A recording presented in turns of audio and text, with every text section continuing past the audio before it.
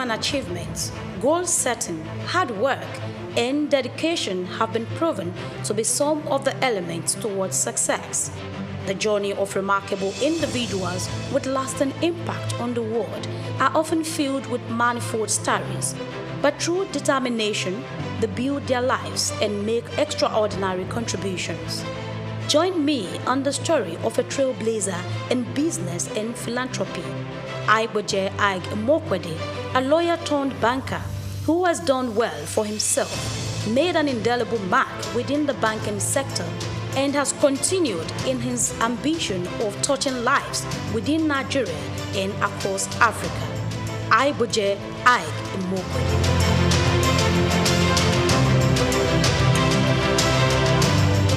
Within the Nigerian business space and philanthropy, few names resonate and are respected profoundly.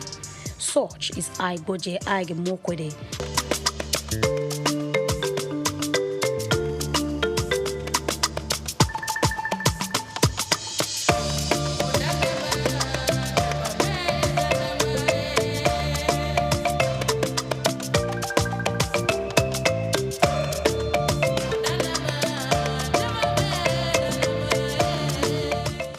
If you're just watching, kindly subscribe to our YouTube channel for more great documentaries.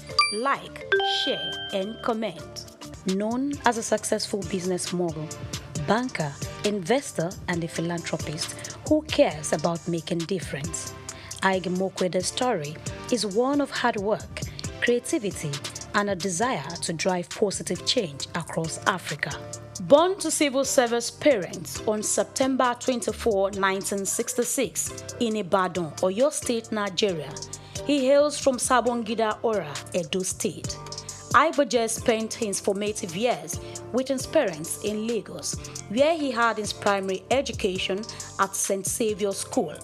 He enrolled into Federal Government College, Kaduna, and at age 16, he was admitted to study law at the University of Benin, where he graduated at a young age of 19 with a law degree, displaying early signs of his exceptional intellect and drive. Called to the Nigerian bar in 1987, he started his career in 1988 as a lawyer at Continental Merchant Bank during his National Youth Service Corps NYSC year.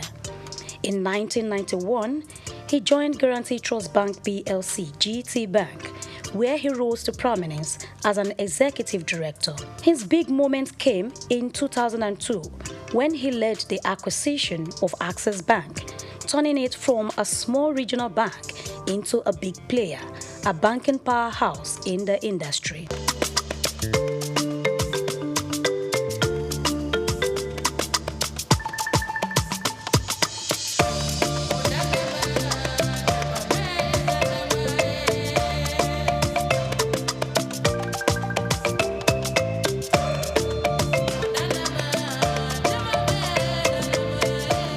Throughout his career, Ig Mokwede has taken on different leadership roles, including Group Managing Director and Chief Executive Officer of Access Bank until December 2013.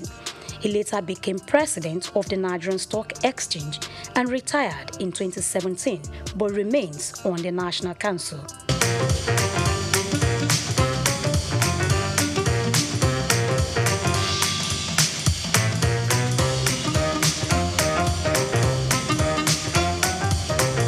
Bowing out of Access Bank, he was given a befitting send-off. No man or combination of men could transform what we met in Access Bank in 2002 into what would cause this type of people to come and celebrate today. It's not possible. His foresight and managerial acumen have brought him chairmanship and directorial roles in prominent organizations such as African Finance Corporation, Associated Discount House Limited, Petrolon Energy, among others, thereby contributing greatly to their growth and sustainability.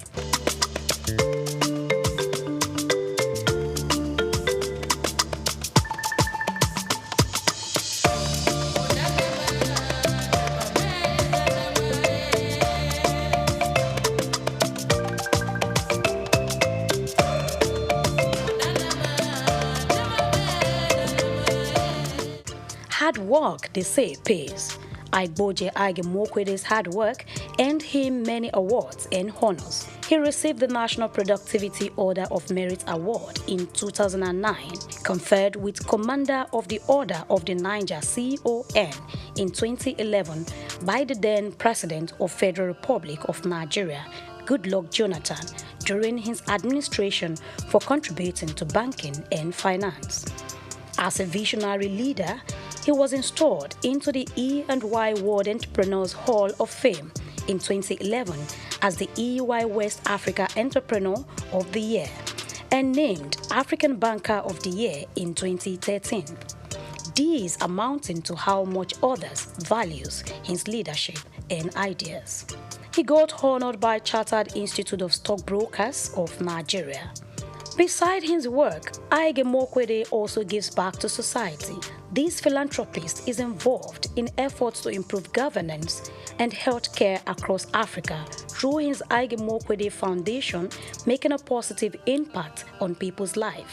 He initiated the Adopt a Healthcare Facility program in 2019, and he is the chairman of ABC Health and director of the Private Sector Health Alliance of Nigeria. He is the founder of chairman of Coronation Capital Limited since 2015 and has contributed to the growth of the Coronation ecosystem. Coronation Capital Limited, with other arms of its businesses, also bettered Coronation Art Gallery in Lagos on the 13th of May 2022, a platform for showcasing exceptional works of art that embodied the essence of cultural significance and artistic expression. Aigboje Mokwede founded Coronation Art Gallery with the vision of democratizing art, foster appreciation and understanding for the artistic world, and making it accessible to a wider audience. Bumi Augusto is, I knew Bumi when she was born. I know her parents, and I know all her siblings. She's a beautiful, wonderful, gifted Nigerian artist, and just like many of the others here. The piece behind me is a triptych, long throats, all up to longer throats. I actually thought that I was going to caption this collection. This is really a microcosm of my entire collection, but I was going to capture it longer throats because this represents a lot of this collecting I did during COVID. Many of these pieces actually were not in Nigeria. I brought them home. I'll tell you something. I'm known for collecting masters, the Enwonwus and the Yusuf Grillos and so on. I still do, okay? And I kind of stuck to that genre of classic. Those are the people who, when I was growing up, as I told you, those are the people who were my parents, either just older than them or contemporaries. So I grew up knowing these artists as my uncles, okay? So my first collecting was, from works, done by masters like that. After a while, these works are really priced in. But Bumi Augusto, her works, which may appear even a bit pricey now, in 10 years' time, So this is also hosted by Coronation, which are companies that are all about wealth creation. So there's also the investment angle. I don't collect for investments, but with all that these great Nigerian and African artists, the young ones, have been doing, and the way their prices have been rising, I've got to focus on investments now.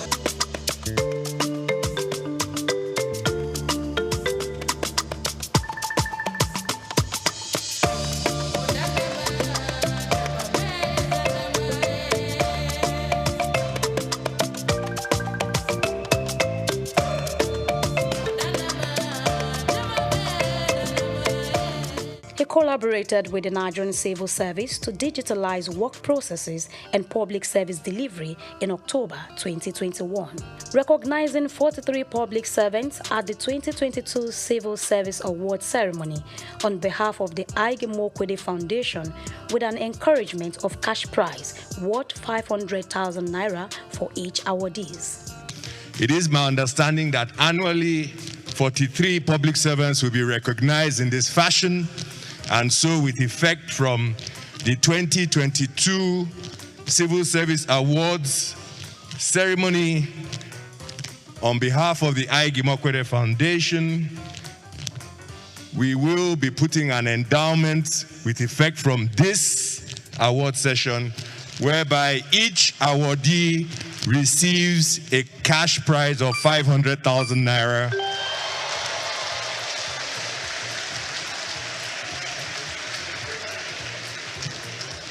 And in the interest of digital culture, the credits will go directly to your accounts.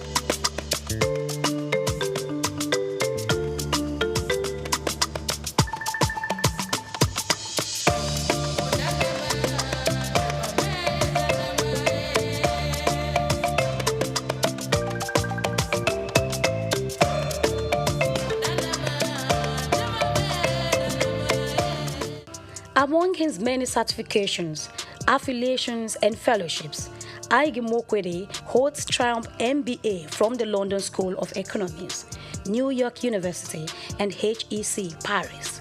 He attended an executive management program at Harvard Business School in the year 2000, and he is a member of the American Academy of Arts and Sciences, also appointed to the International Advisory Board of Oxford University's Blavatnik School of Government.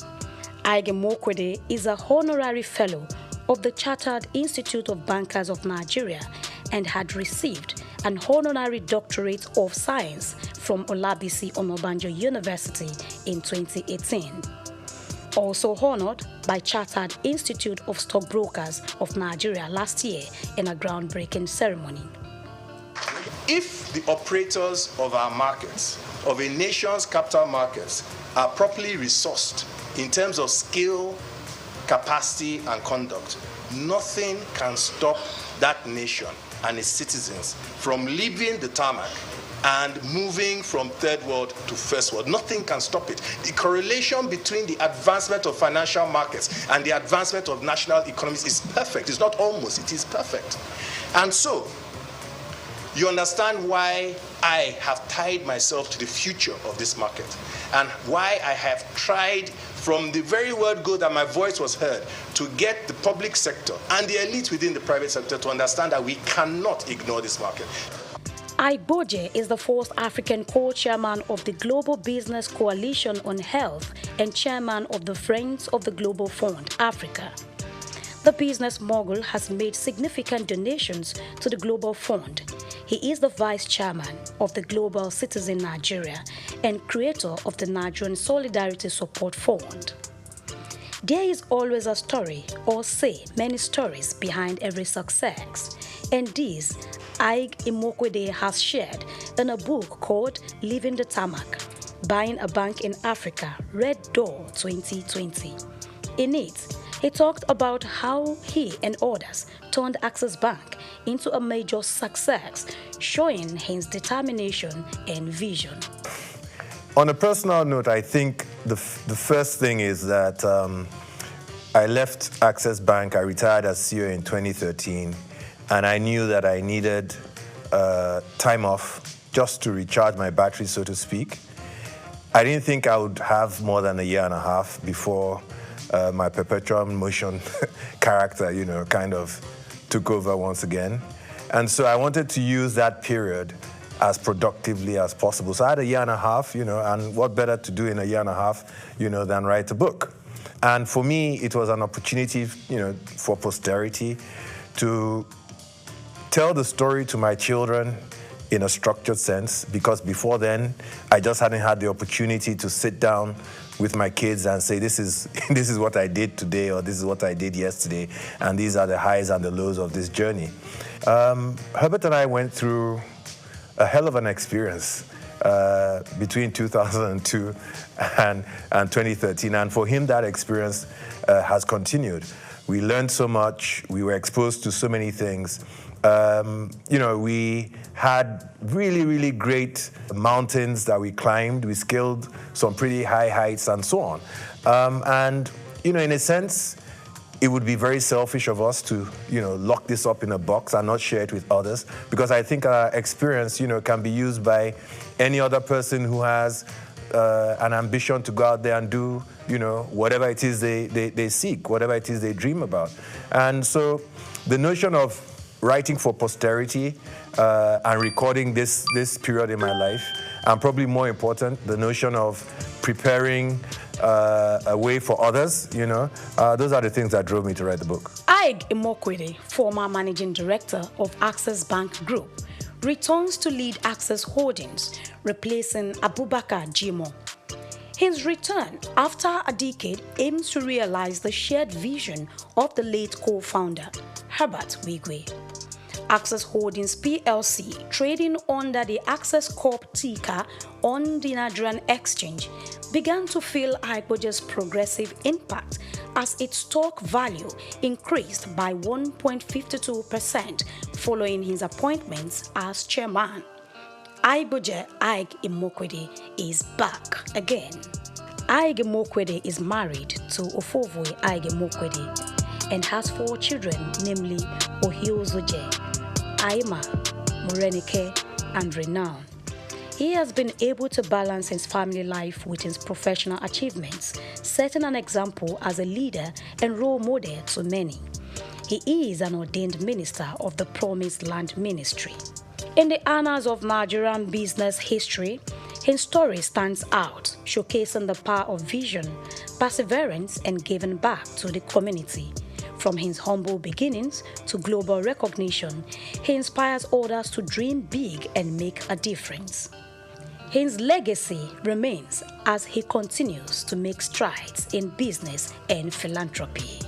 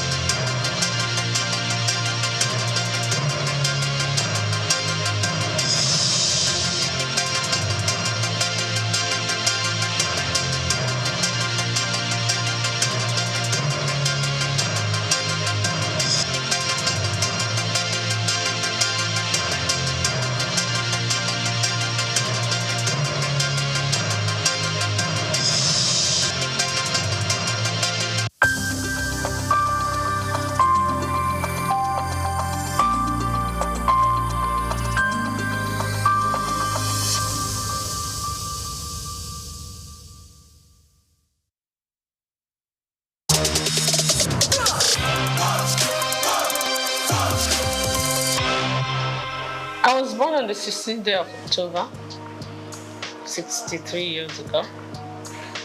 I'm from Opobo, yeah, and went to school. I'm from Rivers State, from Opobo in Rivers State. Went to school in Port Harcourt, lived in Port Harcourt all my life, from primary to secondary school to A-levels. Then after A-levels, I got admission to Unilag. Immediately after Unilag, I got married, and I've lived in Lagos ever since.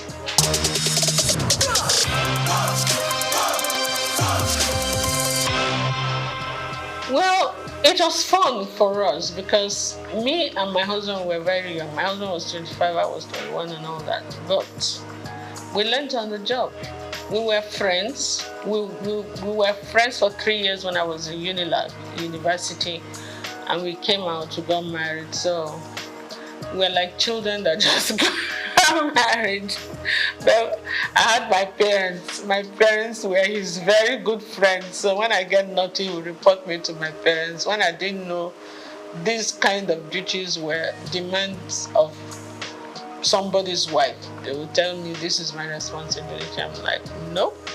I will agree to some, I will not agree to some. But I mean, it was fun. We had our ups and downs, but we kind of pushed through it. And then the children started coming, and it was a different ballgame.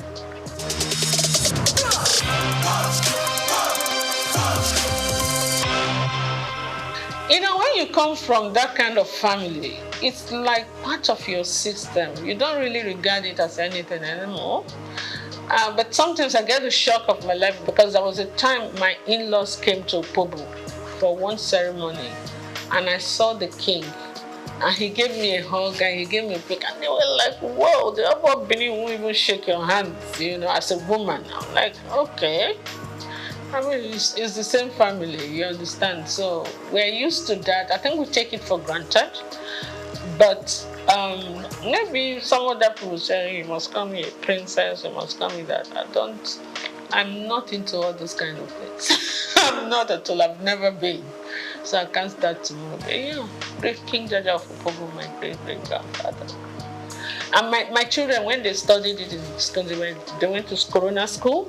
So they came, "Mom, we're telling our teacher and our classmates that this King Jaja of Opobo," they told them about King Jaja of Opobo in school. And they said, "That's my mommy's great-grandfather." Like, whoa, no, it was like a big deal to them. For us,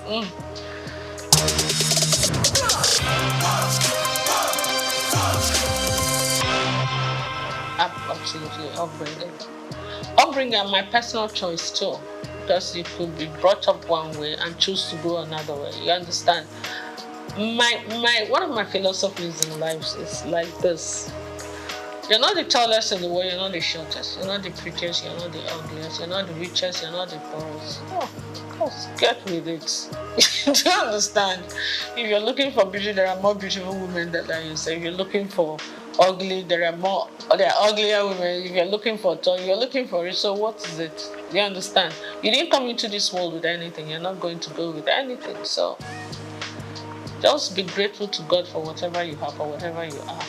Work towards improving on it, improving your relationship with God Almighty and improving your relationship with your fellow human beings. That's my philosophy in life.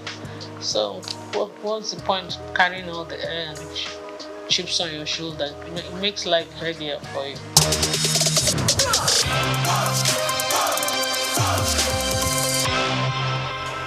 Journey 7 is my favorite number.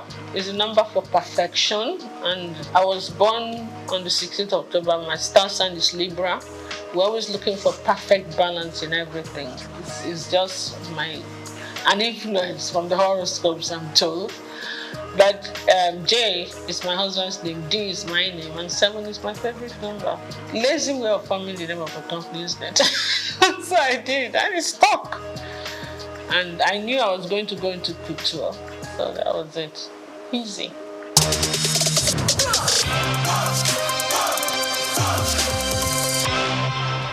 I was a victim of circumstance. I keep saying it. I didn't really come into business to be a fashion designer, to go into fashion, and creativity has always been something that's innate. Okay, even before I started making clothes or doing this, I used to always give designers the styles that I wanted them to make for me. I didn't have tailors. But when I finished my NYSC at Nigerian Television Authority in Victoria Island, I decided I wasn't going to work there. I wanted to work in a more organized setup. You understand? Because of management traineeship, because I never worked all my life. My parents were very protective. I'm the last girl in the family. They were always very protective. So I said I wanted to work somewhere, and I prayed about it. And I got into Unilever. Then it was called Labor Brothers. And for 5 years, but the intensity of work there became a bit much for me because I was a young mother. I had 2 kids then. Was going on having the 3rd one, so it became a bit time. Sometimes Unilever was one of the biggest. When the international directors come in, we used to be the ones to host them with all the Unilever affiliates. Linters, the advertising agency used to be here, all the Nigerian breweries, USC, you understand, AJC, we're all Unilever group. Sometimes I won't get home until 3 a.m. when we are hosting, and with kids in the house, it can be a bit much. So I prayed about it and I decided something has to give. It's either your family, your children you will not give them the attention they need then, and they were growing fast, or your job will suffer, and then you will not be happy, whichever way. So I decided, you know what, let my priority be my family. And I decided to go back. And I put in my resignation. That was not what I'm fine. When I did, my chairman refused to accept the resignation, so I had to use another way too. encourage him to accept it. So I left Unilever. I said, okay, I wasn't the type of person that was suited for being a housewife. I wanted to do the kind of business I would do, but still have 100% time for the kids. So when the kids said they're having something in school, I'm there. Okay, I decided I was going to just market corporate gifts. When I was in Unilever, I was the assistant corporate affairs manager in charge of press. So, and being in Unilever at the corporate affairs level, I already knew a lot of companies. So I used that opportunity to get back to those companies and introduce my new business. And in the first year, I actually made more money than my 5-year stint in Unilever. So that was the normal encouragement. You make more money doing your own business. You have more time for your kids, for your family, and for yourself. And you travel quite a bit because you have to go and buy the corporate gift. So it was a win-win. Then a few years down the line, the president, Olusegun Obasanjo, came in and said they were doing backward integration and they were going to stop the importation of all this corporate gift and a lot of other things. So we were actually forced to look inwards. And when we started looking inwards, that's when it hit me that apart from Big, that was being produced by Eleganza, we're not really manufacturing anything in Nigeria apart from textiles and maybe I think Eleganza was doing food flask or something. And which corporate body do you want to give as end of year gift? So what we had to do now, because a lot of my clientele were like Shell, Chevron, I started looking inwards. I said, okay, if I have to do something, I can do beddings, pillowcase trimmings, table covers, table placemat, napkins with fabrics like Ashok and Adira. I can do jute bags, you know. It came to me. So I had to go and buy one machine and employed one tailor. So sometimes they will call me. I did some samples. So when, even in Abuja, when they were going to have, like I remember the West African Women's Affairs, they had a conference. So they wanted jute bags, and we had about 1,000 or 2,000 jute bags, and that was quite nice. Plus, apart from the end of year activities, so that's it. But you know, after those periods, you have periods of lull, like you're not using the machine and the tailor. You have to be paying tailor for doing it. I'm like, why am I going to these people to make my clothes? Tailor, oh yeah. This is the style I want. I started first by giving some of my clothes, repeat it. You did well. So I started designing. I could sketch very well. I was a science student in school, but I could sketch really well. So I was sketching, would do well. And sometimes when I wear the clothes and I go to supermarket, some women will just call me, hey, I really like this thing you're wearing. Please, where did you make it? I'm like, okay, I'll give you the address. I give them the address. They started coming. Before I could say that, within 1 month, I had over 50 women I had to make clothes for. And the one tailor was no longer enough. I had to employ 2 others. That was how we started. From 2 to 4, then I had a whole factory before you could see that. I started making school uniforms, started doing all kinds of things. And then some of the magazines, like Genevieve magazine, looked at me and like, are you sure you make this outfit? I thought you were a broadcaster. I thought you sell. I said, yes, I did. So I did some photo shoot session for her, and I modeled the clothes actually. And whoa, I started getting calls from Paris, from the UK. I did DC Fashion Week, you know. I was just, and they will pay your ticket, pay your hotel, please come and showcase for us. Some will even say, please come and open the show for us. Some say, we want you to close this. I'm like, okay. There are places that I would never have thought of going to, like Burkina Faso. They will back me the top fashion designers that would, when the Alfadi does this, they want every 4 years. Alfadi in Niger. The Niger government sponsors it. He calls all, including Elisab, every international designer, they will go, especially the Moroccan ones, those North African ones, Indians. So they invite one designer from each country.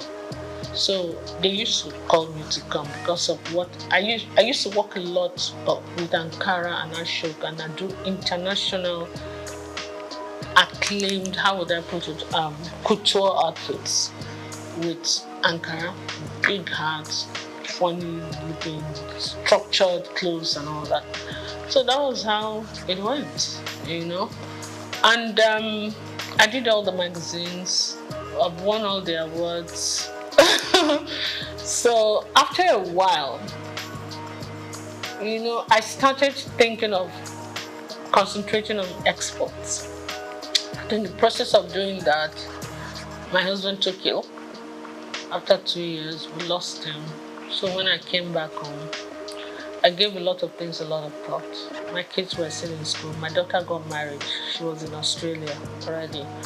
And then my two boys were still in school. So I said, look, this fashion design thing, it's not going to pay school fees in pounds sterling and dollars. So I said to myself, you know what? Why don't you give the man hours to the industry, the family business that were yielding the most income? That was how I started kind of just saying, you know what, let me just minimize it a bit. My core clients were still coming. So I kept the tailors, my experienced tailors that worked with for years. I kept few of them.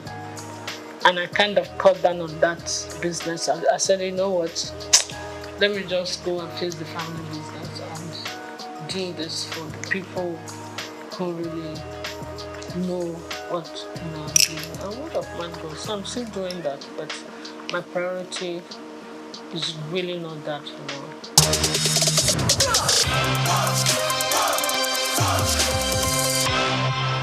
When you look at me the first time you see me, you see a fragile woman that don't like to sweat, that's spoiled, that like to be kept. I'm like, what?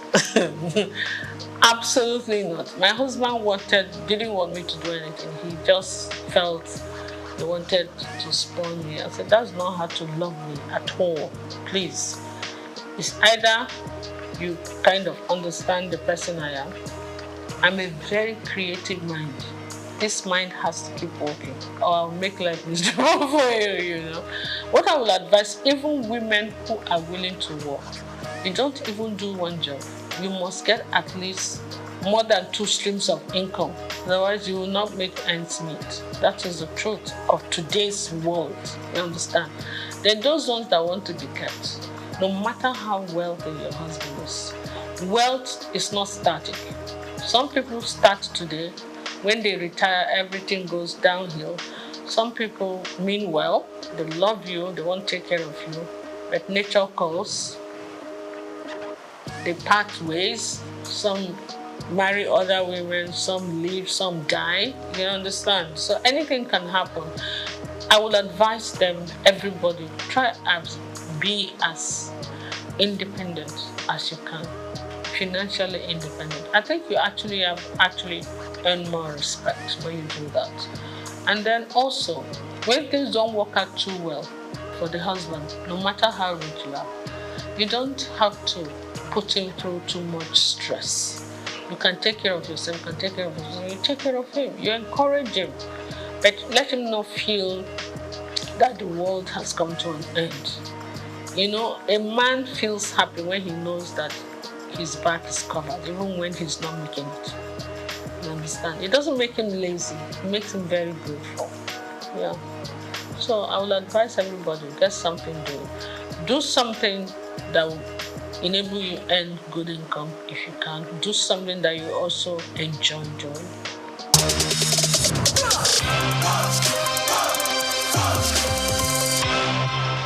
I've always believed in garbage in, garbage out. Yeah? Garbage in is this. Stress abound. You cannot control that. But you can control your attitude towards stress. Stress is the number 1 killer and ages of everything in this world. It's your attitude to stress that you have to manage, and that depends on you. What you put in your mouth also depends on you. Your mind, your heart, your spirit, your soul, You have to be loving. You have to be forgiving. You understand? All that depends on you. So it's actually you that decide whether you're going to age gracefully or you're not. Forget about the genes first. It's true. You understand? Some people are so malicious. When you offend them once, oh my goodness, they will carry it in their chest, and the chest will be expanding, and they won't sleep well, and they begin to have problems. Meanwhile, the person you're angry with does not even know you exist. It's crazy. So for me, it's just be free and take life easy. Take it as it comes, and always be grateful to God.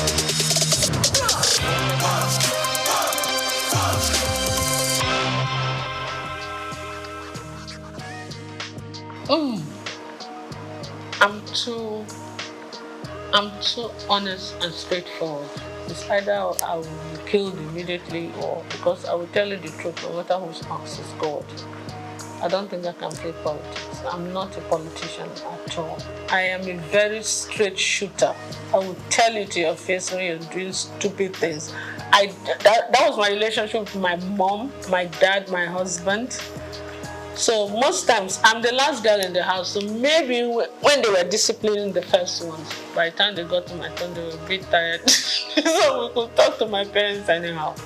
But I don't do it to create whatever. I just feel that if anybody worth talking to, is worth talking to with honesty and integrity. And when you want to play politics, they will see something that is black. They will say it's yellow. I can't do that. For the love of me, I don't. So politics is not my call.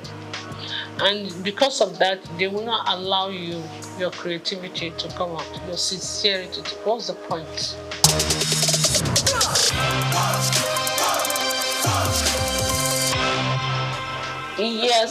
Yes. I'm actually planning some kind of... I met some of my old models that are doing very well.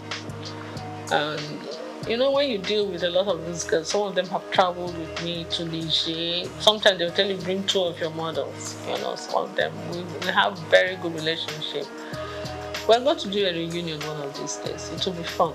And they are all calling, when are we going to do this? I say, don't worry, we'll get a reunion done.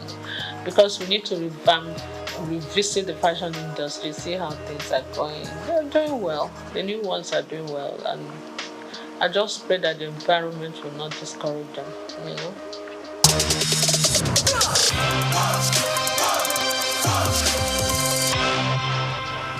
It's not just Nigeria, it's the world. Whatever is happening in Nigeria is what the truth is. A crate of egg in Nigeria is still cheaper than a crate of egg in the US and in the UK, even with the exchange rate. So it's not just Nigeria, the world is experiencing some kind of... The way I see it is like the pangs of birth before the child finally comes. That intense labor. And then when the child is born, everything is calm and beautiful, everybody's happy. I think we are just towards the end of the labor pain. It's going to get better, but we're going to pass through a lot of that before it gets better. And when it finally gets better, we'll all be smiling. But right now, the whole world, not just Nigeria, is crazy. If you look at international, listen to international news, it's actually crazier than here. I just pray. Yes, I live opposite. I won't even say it. On the street, one of the big men that live on that street, his birthday was yesterday, and the whole street was filled with beggars, hungry people. It was really crazy. I felt so bad. We were pushing each other, killing each other, fighting just to get a plate of jollof rice. It was very sad. It didn't used to be that bad. There were a few people who would come hang around, but the whole street, I couldn't move anywhere yesterday because of it. But I hope it gets better soon, so that the best in all of us can come in. Because hunger and poverty can actually bring out the worst in people.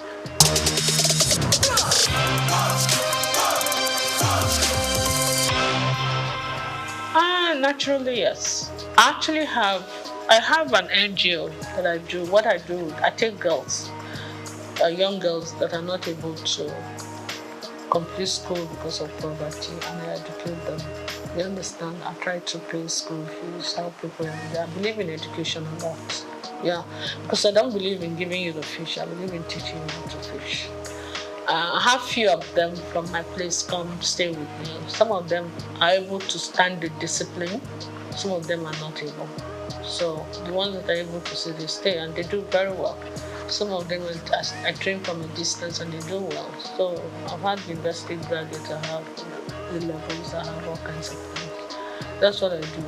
And most people come to me naturally, not because I'm a trained mentor or anything. When you do anything out of love, an act of sincerity of purpose, and because they see you as genuine, they listen to you. You understand? When you mean well, you tell people the honest truth, and they, it's not easy sometimes, but yes, a kind of mentor.